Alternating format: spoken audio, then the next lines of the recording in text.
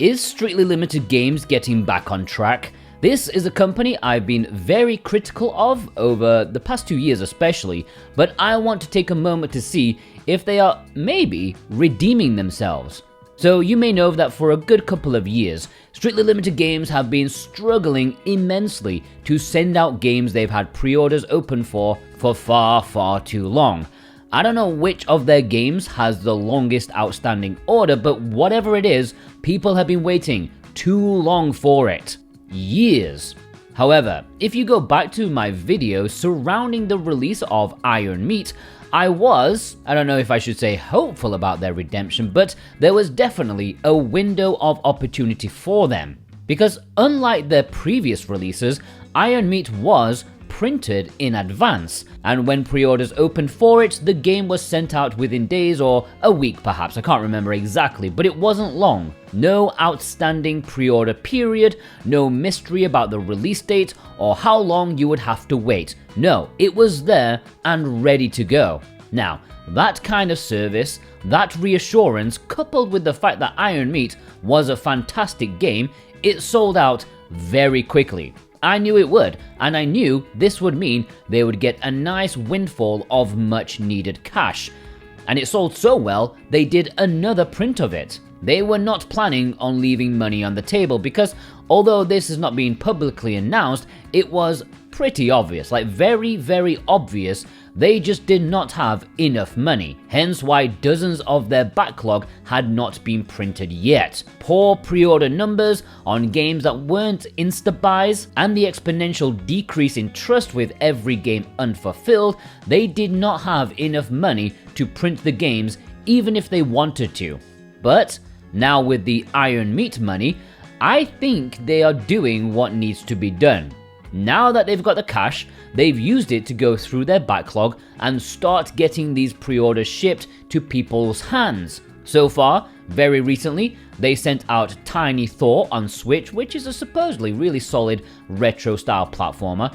Jet Cave Adventure also on the Switch, which I remember when it released digitally on the system, people were saying was a bit of a gem, a 2.5D adventure platformer. Darius Burst CS Core plus Taito/Sega Pack was done a couple of months back, a very long awaited shooter, and yes, it is different and unique compared to the other Darius games on the Switch. It's very confusing, but it's a different game, okay? They also randomly did Shinobi Non Grata on PS4. They are limited, low print releases, only a few thousand copies of each, but you can now order them from their website. They're in stock right now. And if you're in America, they've even done the sensible thing by letting VGP have some of their stock too to make it more convenient for those in America. VGP have really good shipping, and if you want to grab from there, you can check the links down below in the description and pinned comment.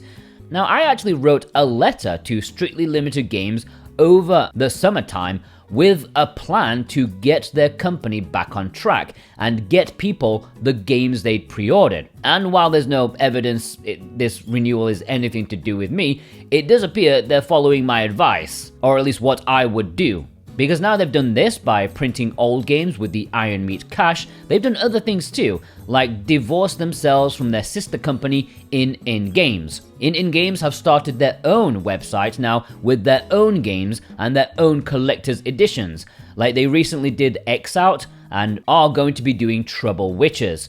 If this was a couple of years ago, you can bet your banana on Strictly Limited pointlessly having a cover variation of X Out, which no one would have bought, and it would only add to their backlog of yet another undelivered game. But no, In Games have the special edition on their website, and there is a retail standard edition. It's in stock, it's ready to ship.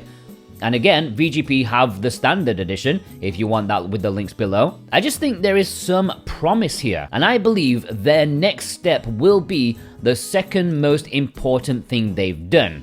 The first was risking pretty much everything on printing Iron Meat in advance. The second will be what is their next game, because this is the play they have to do. Having Tiny Thor, Darius Burst, Jet Cave Adventures nicely in stock and ready to ship will definitely put people into action, finally pulling the trigger now that they don't have to wait, but it won't be enough to get more cash to print the rest of the dozens thick backlog of unfulfilled orders. It'll help, but they need another new game. I hate saying that, but it's just the truth. And I know they've said they are prepping something very soon, but very important, it needs to be like Iron Meat. It needs to be in stock straight away from the get-go.